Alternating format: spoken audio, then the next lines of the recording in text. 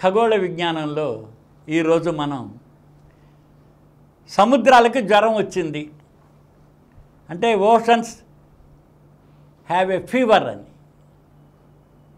సముద్రాలకి జ్వరం రావడం ఏమిటి? ఇది వింతగా ఉంటుంది. కారణం ఏంటంటే సూర్యుడి నుంచి వేడు వెలుతురు వస్తుంది. మనకి పసిఫిక్ ఓషన్ చాలా పెద్దది. 50% నీరంతా పసిఫిక్ మహాసముద్రంలోనే ఉంది. మిగతా 2 అట్లాంటిక్, హిందూ మహాసముద్రాలు.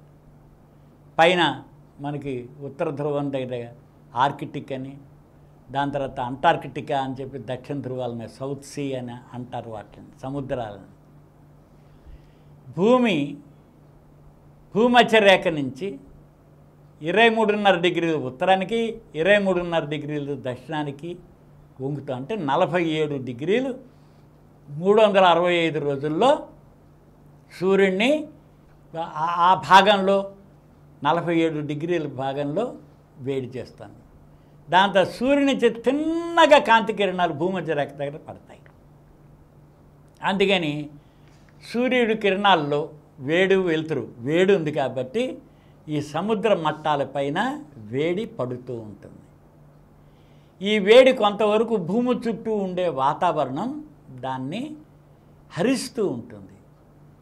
హరించినప్పుడు ఈ గాలులు వీచడాలు, ఈ మేఘాలు, దుమ్ము ధూళి ఇవి కూడా సూర్యకిరణాలని కంట్రోల్ చేస్తున్నాయి.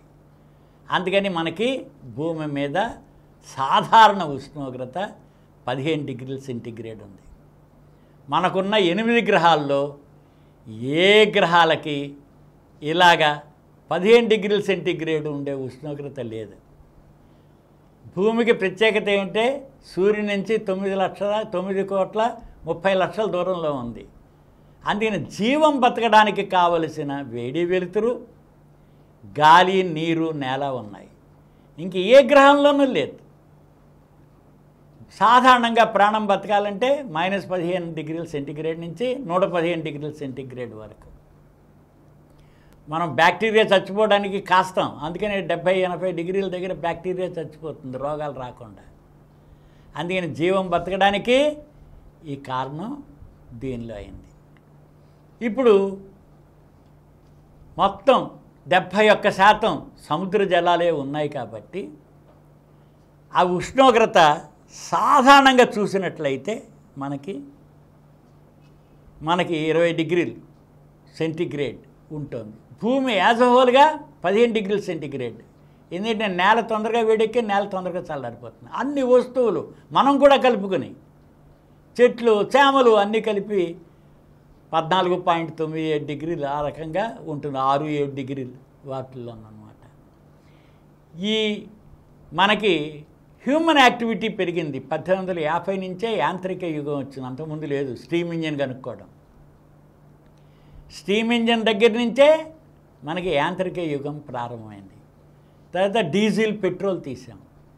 రోజు మనం స్కూటర్ల దగ్గర నుంచి కారుల దాకా, బుల్డోజర్ల దగ్గర నుంచి విమానాల దాకా అన్నీ పని చేయిస్తున్నాం. అందుకని ఈ డీజిలు, పెట్రోలు, గ్యాసు, ఇంట్లో కూడా వంట గ్యాస్ ఉపయోగిస్తున్నాం కదా, దీన్ని ఉపయోగించరికల్లా వాతావరణం వేడెక్కింది. దీనివలన గ్రీన్ హౌస్ గ్యాసెస్ అంటారు. అంటే కార్బన్ డైఆక్సైడ్ పెరిగింది, దాంతో సల్ఫర్ డైఆక్సైడ్, నైట్రస్ ఆక్సైడ్, దాంతో ఓజోన్ పొరగ చిల్లుబడింది అంటున్నాం. దీనివల్ల ఏమైందంటే ఈ హీట్ని, సోలార్ హీట్ని కంట్రోల్ చేస్తాం. సముద్ర జలాలు కూడా నీటిని అబ్జర్వ్ చేసుకొని మన భూమి మీద కంటే సముద్రాల్లోనే ఎక్కువ లైఫ్ ఉంది. వాటిలన్నిటికీ న్యూట్రిషన్ సప్లై చేయడం, కార్బన్ డైఆక్సైడ్ని పీల్చుకోవడం, దాని తర్వాత మనకు అందులో ఉండే ఇవి ఆక్సిజన్ తయారవుతుంది ద్వారా. వాటిలన్నిటి ద్వారా ఆక్సిజన్ విడుదలవుతుంది. ఇవి దీంతో ఏమవుతుందంటే మనకి సముద్ర జలాలు జనరల్గా చూసినట్లయితే 21.04 డిగ్రీలు ఈ సంవత్సరం 2024 ఫిబ్రవరి నెలలో మన సముద్ర జలాల యొక్క ఉష్ణోగ్రత 21.06 డిగ్రీల సెంటీగ్రేడ్ ఉంది. 1979 ఆగస్టులో చూస్తే 20.98 డిగ్రీల సెంటీగ్రేడ్ ఉంది. చూసారు ఎంత పెరిగిందో? 20.98 1979లో ఉంటే సముద్ర జలాల ఉష్ణోగ్రత గత ఫిబ్రవరి 2024 ఫిబ్రవరి నెలలో 21.06 డిగ్రీల సెంటీగ్రేడ్ ఉంది. అంటే మనం చూస్తే 1.1 డిగ్రీల సెంటీగ్రేడ్ పెరిగిపోయిందన్నమాట. హీట్ యావరేజ్న అంటే ఆ 1 డిగ్రీల్లో 90% ఆ భాగం అంతా ఈ గ్రీన్ హౌస్ గ్యాసెస్ వల్లనే పెరిగింది.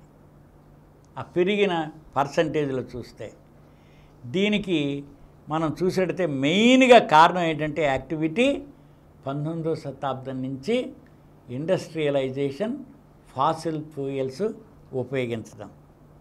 అంతేకాకుండా ఎల్నినో ఎఫెక్ట్ అంటాం. ఇప్పుడు రోజు చూస్తున్నాం మనం, వర్షాలు పడడానికి, పడకపోవడానికి, ఎండలు కాచేయడానికి అంత. అంటే భూమధ్య రేఖ దగ్గర పసిఫిక్ మహాసముద్రంలో పైపొర సముద్రం అంతా వేడెక్కుతుంది.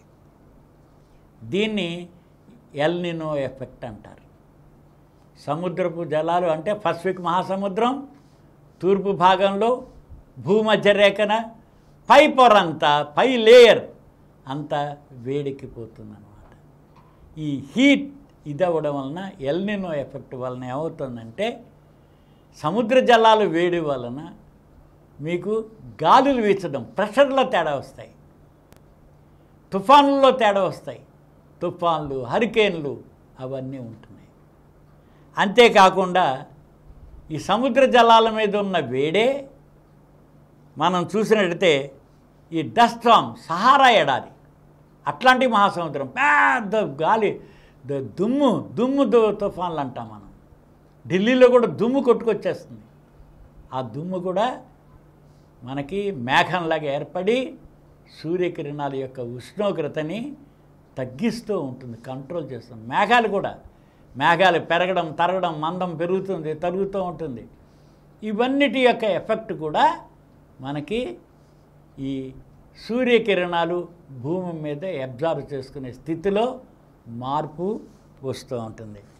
రెండోది ఈ సల్ఫర్ డయాక్సైడ్, దీనిలో తేడాలు రాబట్టి కూడా ఈ ఉష్ణోగ్రతలో మార్పులు ఎక్కువ తేడా వస్తున్నాయి.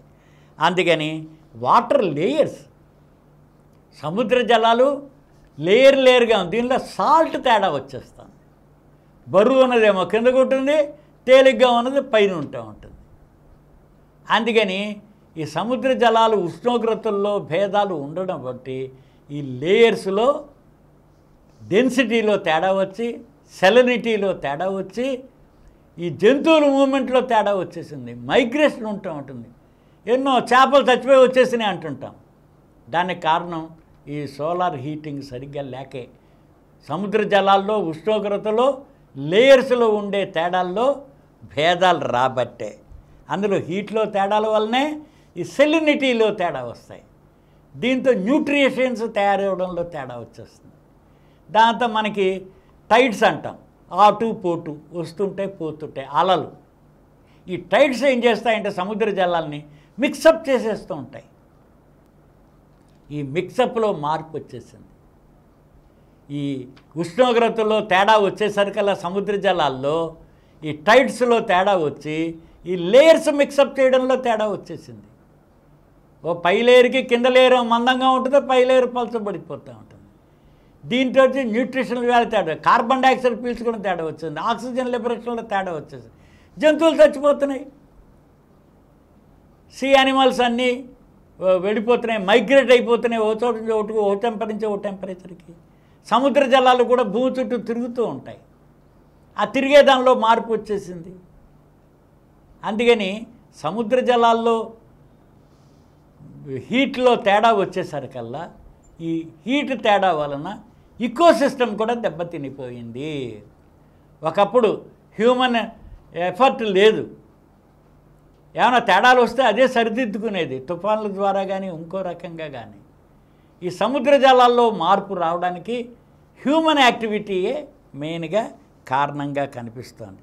అందుకని ఈ టైడ్స్ మిక్సప్ చేయడంలో, ఈ దాంతో ఆహారం, దాంతో ప్రోటీన్స్ తయారు చేయడం, యానిమల్స్లో మార్పు రావడం, సీ యానిమల్స్లో ఇవన్నీ మనకి ఎక్కువగా కనిపిస్తుంది.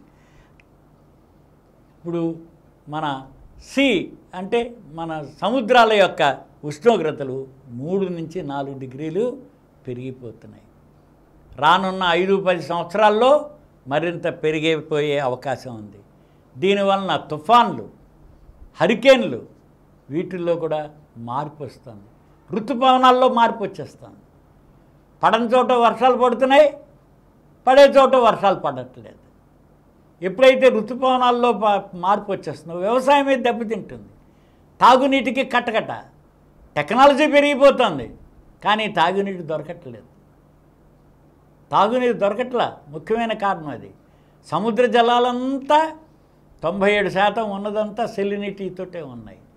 అవి ఎందుకు పనిరావు? తాగడానికి పనికిరావు, వంట చేసుకోవడం పనికిరావు, యంత్రాల్లో పనికిరావు, దేనికి పనికిరాదు, వ్యవసాయానికి పనికిరాదు, ఫుడ్ ప్రొడక్షన్కి కూడా పనికిరాదు. అందుచేత మంచినీరు లభ్యత అంతా కూడా ఈ మాన్సూన్స్ మీద ఆధారపడింది, ఈ ఋతుపవనాల మీదే. ఋతుపవనాలు రావడానికి కూడా టెంపరేచర్ డిఫరెన్స్. అందుకని హ్యూమన్ యాక్టివిటీయే అనాది కాలంగా భూమి ప్లానెట్ మీద ఉన్న సిస్టంలో మార్పు వస్తుంది. అందుకని ఇకాలజిస్టులు ఏమంటున్నారంటే భూమే దాన్ని సరిచేసుకుంటుంది. అధిక ఉష్ణోగ్రతలు వస్తే ఇప్పుడు పిచ్చుకలు పోయినాయి, మనం చూస్తూనే ఉన్నాం. అలాగే కొంత జనాభా కూడా తగ్గిపోవచ్చు. దాని తర్వాత రకరకాల మార్పులు వచ్చేస్తాయి. అందుకని నేచర్ దానింటికైతే సెటరైట్ చేసుకుంటుంది. ఇది మనకి సముద్ర జలాలు వేడెక్కబట్టి సముద్రాలకి జ్వరం వచ్చిందని చెప్పి శాస్త్రజ్ఞులు ప్రజలకి అర్థమయ్యే భాషలో తెలియజేస్తున్నారు. దీన్ని మనం మాత్రమే కంట్రోల్ చేయగలం. అందుకని హ్యూమన్ యాక్టివిటీని కంట్రోల్ చేయడం చాలా అవసరం. ఓజోన్ లేయర్ కూడా ఎప్పుడైతే చిల్లు పడుతుందని తెలుసుకున్నామో మనం, అప్పటి నుంచి దాన్ని కట్టేలు చేయడం మొదలుపెట్టాము. బెజ్జం పెద్దదవ్వట్లేదు, హోల్ పెద్దదవ్వట్లేదు, నెమ్మదిగా స్టడీగా ఉంది. అది తగ్గడానికి శాస్త్రజ్ఞులు చాలామంది మనకి తెలియజేస్తున్నారు, తగ్గుతుంది, దానింటికి అదే పూడ్చుకుంటుందని. అలాగే సముద్ర జలాలు వేడెక్కడం కూడా అనర్థాలకి దారితీస్తుంది, ఇకోసిస్టమ్ని దెబ్బతీస్తాయి. అందుకని ఇవన్నీ కూడా మానవుడే నేచర్ని కంట్రోల్ చేసే స్థితిలో ఉన్నాడు కాబట్టి మనకు మనమే దాన్ని సరిచేసుకోవాల్సిన అవసరం ఉంది. సముద్ర జలాలను కూడా దాని యొక్క జ్వరం తగ్గి సాధారణ స్థితికి రావాలని మనం అందరం కోరుకుందాం.